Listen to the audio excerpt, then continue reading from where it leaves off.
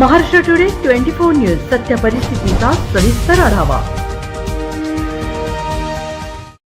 राहुल गांधी यांच्या हस्ते कोल्हापुरात छत्रपती शिवाजी महाराज यांच्या पूर्णाकृती पुतळ्याचे अनावरण झाले। ते शनिवारी सकाळी कोल्हापूर विमानतळावर पोहोचले। त्यानंतर ते एका हॉटेलवर त्यांच्यानंतर थेट कार्यक्रमस्थळी जाणे अपेक्षित होते, पण राहुल गांधी त्याला फाटा देत विमानतळावरून थेट कोल्हापूरच्या उजगाव येथील डॉक्टर बाबासाहेब आंबेडकर चौकातील अजित तुकाराम संधे यांच्या घरी पोहोचले।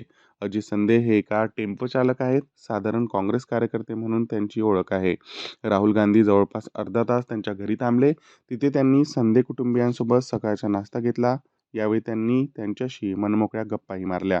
राहुल गांधी यांच्या या भेटीला काही वेळातच पंचक्रोशीत चर्चा रंगली। त्यानंतर तिथे मोठी गर्दी जमा झाली। त्यानंतर काही वेळाने राहुल संधे कुटुंबियांचा निरोप घेऊन आपल्या पूर्वनियोजित कार्यक्रमास्थळी निघून गेले। राहुल गांधी यांनी स्वतः केला स्वयंपाक। अजय संधे यांनी राहुल यांच्या भेटीवर आनंद व्यक्त केला। ते एका वृत्तवाहिनीशी बोलताना म्हणाले, राहुल गांधी आमच्याकडे येणार आहेत याची आम्हाला कल्पना नव्हती, पण दलित कुटुंब निवडून ते माझ्या घरी आले आणि अर्धा तास थांबले। त्यांचे पाय आमच्या घराला लागले याचा आम्हाला आनंद वाटतो। अजय यांच्या पत्नी म्हणाल्या, राहुल गांधी आमच्या घरी आले हे आमचे भाग्यच आहे। त्यांनी भाकरी, हरभऱ्याची भाजी, वांग्याची भाजी व कांद्याची पात बनवली। भावासारखे त्यांनी केले। त्यांच्या हाताने आम्हाला खायला मिळाले हे आमचे भाग्य आहे। महाराष्ट्र टुडे मराठीसाठी ब्युरो रिपोर्ट किरण मस्कर, कोल्हापूर।